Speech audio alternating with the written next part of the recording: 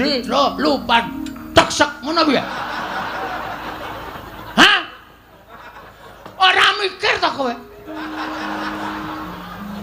Kula kandhane nggih Den, Pandhawa niku aja nganti godhang.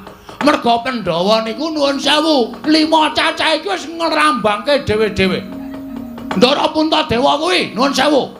Sing barep kuwi nglambangke Ndara Puntadewa kuwi ora tau gelem perang, ora tau gelem tumindak ala, ora tau gelem tumindak sasar susur, watake resik, lahir batin manembahe taberi nyembah karo sing gawe urip. Mula Ndara Puntadewa ki perlambang wong sing manembah karo sing ngakarya jagat. Sampeyan ki kasantosan. Ndara Janaka kuwi tresna asih. Lho, kabeh wis lambangke dhewe-dhewe. Kok dadi Ndara Sedewa kok tok tundung lunga? Wah, Bagong ora basa aku iki bendaramu.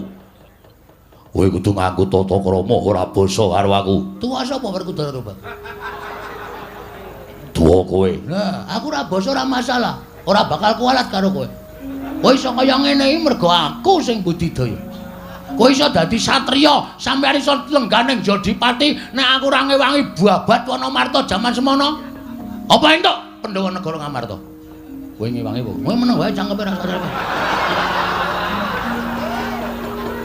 Ora kowe iki ngewangi ora, kowe meneng. Meneng diem. Iya iya. Aku nek omong apa-apa kuwi pokoke ngiyoi. Yo yo yo. Ngono entuk didom wong loro. Apa-apa kok didom wong loro.